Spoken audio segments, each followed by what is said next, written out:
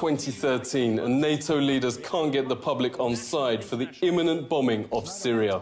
Suddenly, the BBC says it was filming a small rural hospital, and a game-changing atrocity happens right there, the moment they were filming. Last month, we were filming the doctors working at this hospital when victims of an incendiary bomb attack on a school playground started pouring in. Absolute chaos and carnage here. It must be some sort of napalm. But a highly sceptical public stayed hostile to military intervention.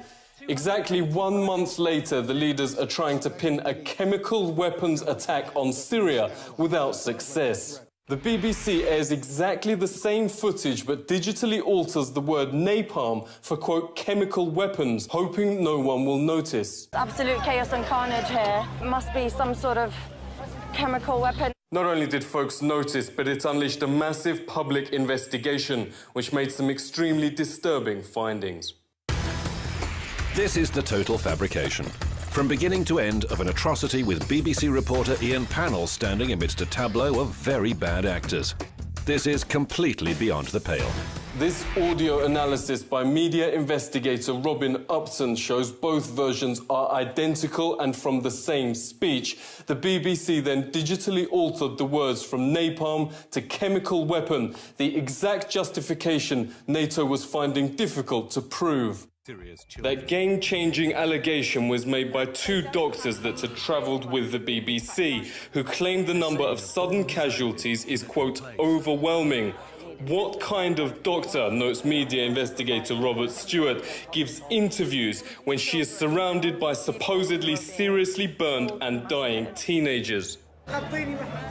Get anyone who isn't a patient out of here. When a nurse does finally start to help, her order to get anyone who isn't a patient out of here doesn't apply to the cameramen. Even worse, notes Stewart, is the bizarre acting which starts when the man in the centre gives the sign. What do you need to see? We are just human beings. We want to live, you know? Isn't it our right to live? Dr. Roller, on whose sole claim the BBC sends napalm chemical weapons allegations around the world, is actually the daughter of Syrian rebel Musa al-Qadi.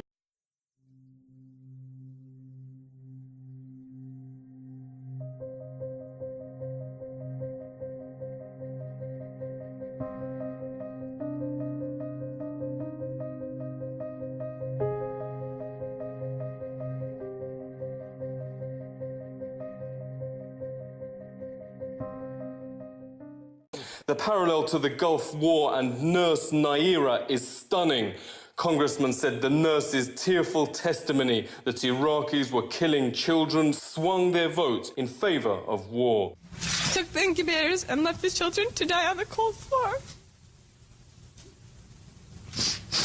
Nurse Naira became the mainstream's darling, but once the vote had safely passed, she admitted inventing the whole thing and was actually the daughter of the Kuwaiti ambassador to Washington, lying to get the public to back war.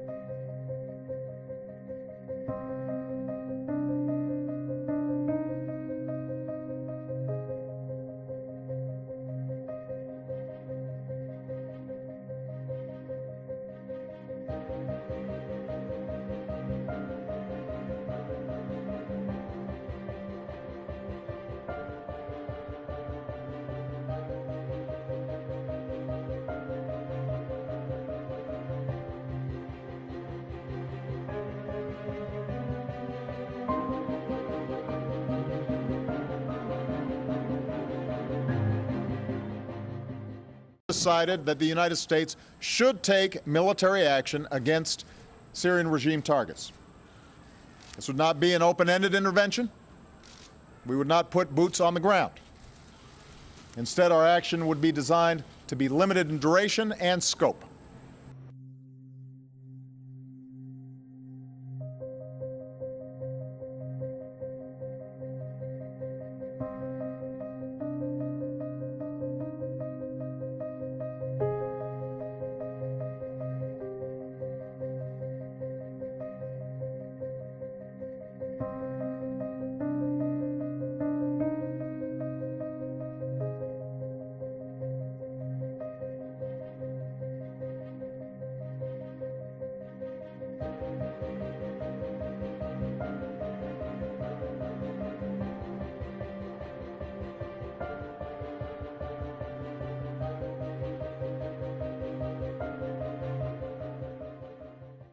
during our investigation for crimes against humanity and war crimes, we collect some witness testimony that that made to appear that some chemical weapons were used, in particular nervine gas. And what appeared on to our investigation that that was used by the opponents, by the rebels, and we have no indication at all that the government, Syria, the authority of the Syria government, have used chemical weapons.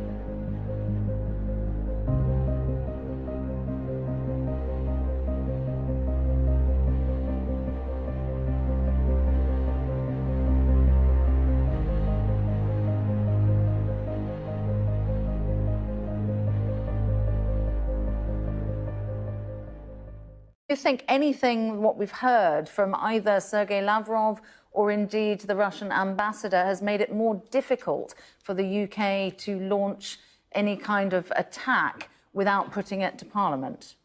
Yeah, I think quite apart from all that, the debate that seems to be missing from this is, and this was actually mentioned by the ambassador, was what possible motive might have triggered Syria to launch a chemical attack at this time in this place.